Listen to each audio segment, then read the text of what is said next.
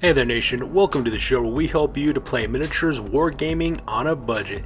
It is I, Commander Cheapskate, and we are back with another episode of Shadows over Mordheim. This is our series of weekly Mordheim Battle Reports, and this one is Battle Report number 19. It is a chance encounter scenario that is fought between my two friends Dark Lord Mac as well as Sister Serial. Dark Lord Mac is bringing Spiteclaw Swarm of the Skaven, while Sister Serial is bringing the Iron Golems of the Pit Fighters. So that being said, ladies and gentlemen, we're going to play some background music real quick. We're going to show you some photos of the warbands as well as the rosters. So if you want to see exactly what they're bringing for this one, go ahead and pause and take a look at your own leisure. So that being said, let's get this battle report on a roll.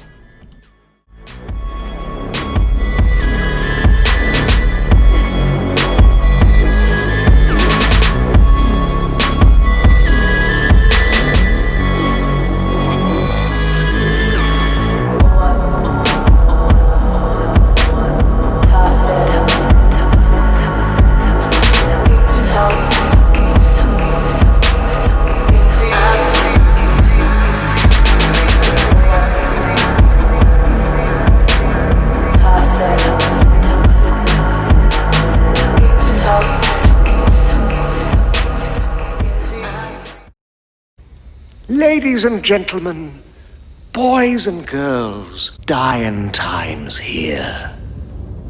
Alright, so the scenario rules for this one is Chance Encounter. They pretty much have a very special deployment. What ends up happening is that both warbands deploy in opposite corners of the battlefield, and no fighter can be within 14 inches of another enemy fighter. The special rules for this one is that each warband is carrying D3 shards of Weirdstone on their warband. The Skaven actually start off with one shard of Weirdstone, while the Pit Fighters actually have 3.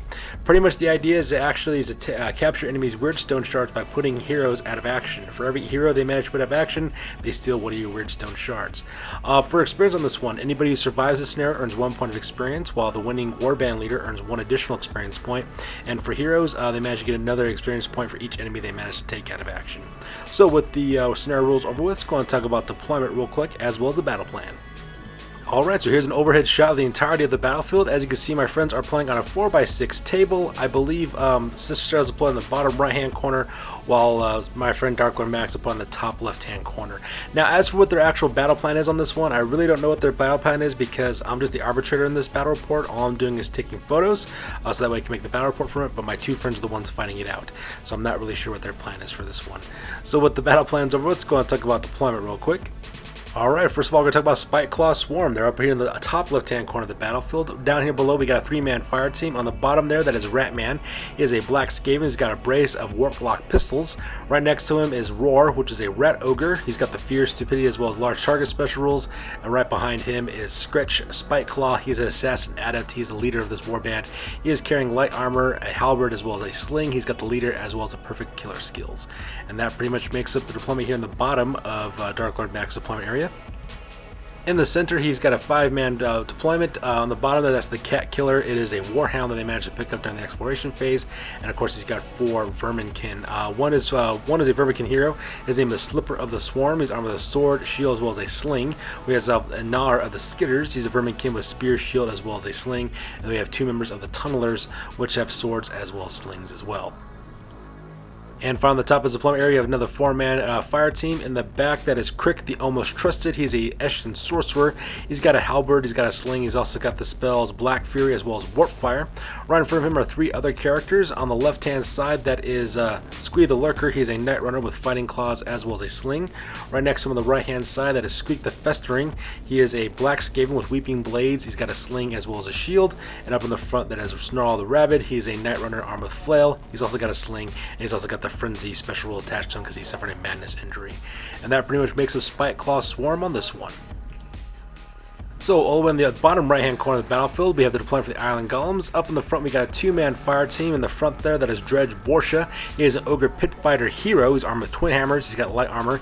He's got the Pit Fighter, Fear, Large Target, as well as Slow-Witted and Resilient skills. And right next to him on the left hand side, that is Garn Dramnir. She is a Pit Fighter veteran. She's got light armor. She's carrying a flail as well as a mace. She's also got the Pit Fighter as well as an Arms Master special ability.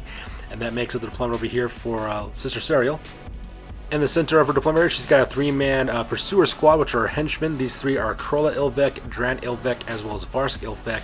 All 3 of those guys are armed with light armor, maces, shields, as well as javelins. And finally, on the very point end of her deployment area, we have another two-man fire team. On the right-hand side, that is Vasadoon. He is a pit fighter veteran. He's got shield, hammer, light armor, as well as the pit fighter special skill. And next on the left-hand side, that is Banner the Eld. He's a troll slayer. He's got twin dwarf axes. He's got the pit fighter, hard to kill, hard-headed, hates orcs and goblins, grudge bear, as well as mighty blow skills. And that pretty much makes a deployment for Sister Serial. So with deployment over with, we go directly to the top of turn number 1, and both Sister Serial as well as Dark Lord Mac roll off for our initiative to see which of them will be going first. Alright, so that takes us directly to the top of turn number 1, and the Skaven managed to get the initiative on this one, so Dark Lord Mac goes first. And as you can see in this photo is taking out the move, as like I said, we skip the recovery phase because there is no real point. And basically what he does, he just starts making his way directly towards his enemies. First of all, he sends up his little three-man fire team there in the bottom of the roar, as well as Scretch, Spiteclaw, and Ratman. They run forward, I think like 12 or 10 inches, heading directly to that ruin where Dredge Borsha as well as Garn Dramnir are located as well. At the same time, his 5-man fire team of Skaven kind of head down the center on the other side of the aqueduct.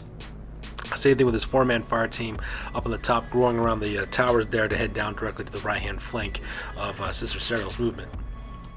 So here's a close-up of Scretch, Spiteclaw, Ratman, as well as Roar, making their way directly to the bottom left-hand corner of Sister Serial's deployment lines, and looking forward to actually, causing some trouble, I guess. And here's a close-up of Dark Lord Mac's Verminkin, as well as the Cat Killer, moving their way past the tower in the center of the battlefield towards the aqueduct system. Looks like they're trying to hit the right-hand flank of Sister Serial's deployment area.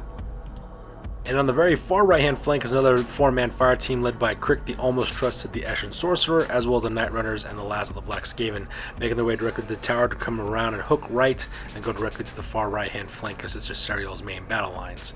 And that pretty much makes a movement phase for this part. So with the movement phase over with, we skip shooting because everybody ran. There is no combat phase, so we go directly to the bottom of turn number 1 for the Pit Fighters. Alright, so it takes directly to the bottom of turn number 1 for the Pit Fighters, and this photo is taken after recovery as well as the movement phase. We skip recovery phase because there is no point, and we go directly to the movement phase. For Sister Serial, the first thing she does, she takes Garn Dramnir as well as Dredge Borsha. They move directly to the ruins there on the bottom of the screen. Now it's kind of interesting because I thought that Sister Serial originally was going to charge through the building and go after Roar as well as Scretch Spiteclaw, but she decides to keep her forces right where they're at, so that way Dark Lord Mac has to go in there. And that makes sense because Pit Fighters earn +1 to their weapon skill as well as +1 attacks whenever they're fighting inside of a building or ruins or in a pit type situation, because that's what they designed to do. At the same time, the brothers Ilvek, Krola, Dran, as well as Varsk, all three of those guys do double movements to climb up directly to the walkway. Not double movements, I'm sorry, just single movements. They just move up 4 inches to climb the center of the little gantry walkway there. They have a good overwatching positions to fire down on Roar, as well as Scretch Spiteclaw with their javelins. Meanwhile, Bound of the Eld, as well as Vasadoon, they go directly into that black roofed hut. At the same time, her leader, Sever Greel, as well as Varkolda Brel, as well as Enola Amnweld, her two pit fight initiates, they go right into the orange building there in the center to kind of hide out there and take cover inside the building. So here's a close-up of Garn Dramnir as well as Dredge Borsha taking cover inside this ruin here in the bottom portion of the battlefield, which also makes sense, like I said before, because when they're inside of a building they fight, they get +1 weapon skill as well as +1 attack. And here's a close-up of Krola, Varsk, as well as Dran Ilvek climbing up to the top of that walkway so that we can throw some javelins, and a close-up of Vasadoon as well as Banner the Eld hiding inside of that black roofed hut. And finally, here's a close-up of Sister Serial's leader, Sever Greel, as well as her pit fight initiates, Varkolda Brel and Enola Andenwell, as they go directly into that orange roof building and go inside there to take cover as well. And for the obvious reasons, getting +1 weapon skill as well as +1 attack is always a good thing to have in close combat. So with the movement phase over with, that pretty much makes up the move phase. We go directly to the shooting phase. And in the shooting phase, the Pursuer brothers, the brothers Ilvek, managed to put 2 wounds directly onto Roar, so because he only has 1 wound left before he's dead, and that part was absolutely terrifying for my buddy Dark Lord Mac. He's only got the 1 Red Ogre, and he's already about 2/3 of the way dead, so that part is pretty tough. Because there is no close combat, we skip that phase. We go directly to the top of turn number 2 for the Skaven. So that takes us directly to the top of turn number 2 for the Skaven, and this photo is taken after recovery as well as the movement phase. We skipped the recovery phase because no one has gone out of action yet. There's no need for a bottle test, and no one needs to recover their nerve. So after the movement phase, Dark Lord Mac decides to send in Rar as well as Scritch, Spiteclaw, and Ratman directly into the ruins. I believe Rar charged directly into Dredge Borsha to get that guy in close combat, while Ratman as well as Scritch Spiteclaw get to the second level to face down Garn Dramnir. At the same time that's happening, as you can see it in the center of the table, the 5-man posse of Verminkin, they just move up their normal movement line so that way they can open fire with their slings. They got a good line of sight directly to the brothers Ilvek, who are on top of that walkway as well. Meanwhile, on the far right-hand side, near the gatehouse behind that black roof building, over there in the upper right-hand corner, Cicerial runs her Night Runners, as well as her Sorcerer, as well as her last of her Black Skaven directly towards that black roofed building, so that way they can kind of swoop in and attack from the right hand side. And that pretty much makes up Dark Lord Mac's movement phase for this one. So here's a close-up of Rar engaging Dredge Borsha in close combat in the bottom floor of the structure. Meanwhile, Scritch Spiteclaw as well as Ratman, they just climb up to the second floor, getting ready to face off against Garn Dramnir. And here's a close-up of the 4-man Verminkin, just getting online to open fire with their slings directly to the brothers Ilvek. And here's a close-up of Crick the Almost Trusted, as well as his 3 fighters with him, kind of taking cover behind that black roof building, making their way directly to the orange roof building in order to engage the pit fighters of the Iron Golems. So with the movement phase over with, you go directly to the shooting phase. So in the shooting phase, Krola Ilvek manages to get pelted with slings open fired from the Skaven Verminkin. He actually takes injury and actually falls off the walkway, failing his initiative test, and that fall was the one that actually put him out of action. So because that he goes directly out of action, however, he makes a full recovery, but this action takes a lot of creates a lot of fallout for the pit fighters. Retreat! Retreat! Get the hell out of here! Apparently, Krola was the popular one because Dran Ilvek as well as Varsk Ilvek had to take nerve tests to see if they stand their ground, watching one of their buddies go out of action. And unfortunately for my friend Cicerial, both of them failed the leadership test. They go running off of the structure directly to the ground, and they both lost their nerve, and they're currently fleeing towards the closest table edge because they don't want to get shot at, which is actually kind of crazy if you think about it. So with the shooting phase over, we go directly to the combat phase. And the combat phase, Dredge Borsha just caves in the skull of Rar, the Rat Ogre. It was absolutely bad. In the end, when he managed to put them out of action, he put multiple injuries on him, giving him a leg wound, so because of that, he loses 1 to his movement, so now Rar's only moving 5. He also gives him a smashed leg injury as well. Luckily for Dark Lord Mac, he rolled well on that one, so because of that, he just misses out his next game is all that ends up happening. I'm sorry, he makes a full recovery is all that ends up happening. But the worst one, though, is he gets sold to the pits. He gets captured, so because of that, the pit fighters do manage to capture Rar. And because they're pit fighters themselves, they actually have like this little gladiatorial type of combat that takes place during the end phase. So because of that, when this battle's over with, we're going to actually talk about that pit fight and talk about exactly what ends up happening to Roar and the rest of his warband as well. And I do have to apologize for this one. I forgot to mention that the Cat Killer charged directly into the black roofed hut to take on Vasadun. I do apologize for that. The Cat Killer does go in there to fight against Vasadun. However, the Cat Killer doesn't stand a chance against a pit fighter veteran who manages to smash in the skull of the Cat Killer and puts him out of action. To make things worse, when they roll for the injury result on the Cat Killer, he rolled up a dead result. So because of that, he gets eliminated off of the Spiteclaw Swarm roster. However, Dark Lord Mac's not too hated about it because he found that Warhound during the exploration phase, so he doesn't really get bothered by that. And that pretty much makes it the Skaven turn for this one. So with that being said, we go directly to the bottom of the turn for the pit fighters, and we go directly to the recovery phase. So during the recovery phase, as you can see in this photo, Varsk Ilvek managed to pass his nerve test with no problem, so because of that he is perfectly fine, and he will also be able to participate in the rest of the battle report because he managed to get his nerve back. Dran Ilvek, however, decides to run for the hills, and unfortunately for Sister, when she rolls to see how far this guy runs, she runs back 12 inches, so because that makes it all the way to the table edge, and he flees off the battlefield because apparently he doesn't want to get shot at by Skaven is what ends up happening.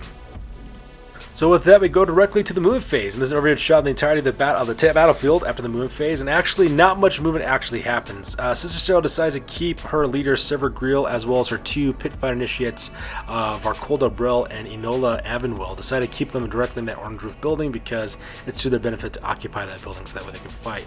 She does exactly the same thing with Banner the Eld as well as Vasadun, not making them leave that hut either. She does charge in Garn Dramnir, however. Garn Dramnir, she charged directly into Scratch Spike Spiteclaw. At the same time, Dredge Borsha manages to climb up to the top level of this the same rune structure in order to take on Ratman. And that pretty much takes up the move phase for this part. So here's a close-up of Dredge Borsha as well as Garn Dramnir. Garn Dramnir charging directly into Stretch Spiteclaw while Dredge Borsha charged directly into the Ratman. And here's a close-up of Varskill Vek, who decided to join Vasadun as well as Bound to the Eld by occupying that black-roofed hut. And here's a close-up of Silvergriel as well as Varkolda Brel and Enola Anverweld hiding inside of the orange roof building and not leaving either. So with the move phase over with, we skip the shooting phase because there is no shooting at this point, and we go directly to the combat phase. And as you can see in this photo in the combat phase, things did not go well at all. As you can see, Garn Dramnir has no problem putting Stretch Spiteclaw out of action, actually getting a full recovery for his injury. So because of that, he goes out of action. And to make things worse, the Ratman also goes out of action as well. And Dredge Borsha, when he manages to hit him with his 2 hammers, put him out of action as well. He also made a full recovery too, so there's no harm, no foul on that part as well. And just like that, the entire bottom left hand assault on left hand flank for Dark Lord Mac has pretty much collapsed. So with the fighting phase over with, we go directly to the top of the next turn for my friend Dark Lord Mac. So that takes us directly to the top of turn number 3 for the Skaven, and the first thing we have to do, of course, is take a bottle test for the Skaven. My buddy Dark Lord Mac takes an unmodified leadership role for Crick the Almost Trusted, and Crick the Almost Trusted becomes Elizabeth's namesake because he was almost trusted to lead his warband to victory. Unfortunately for Dark Lord Mac, though, he did fail his leadership test, and as you can see there, the warband is now routed.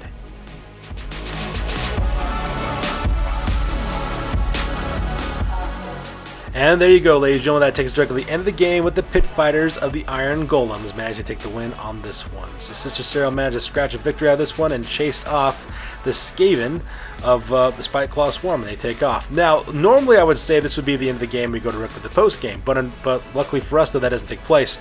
And the reason why is because Roar did get captured and sold to the pits. So that being said, let's talk about a pit fight.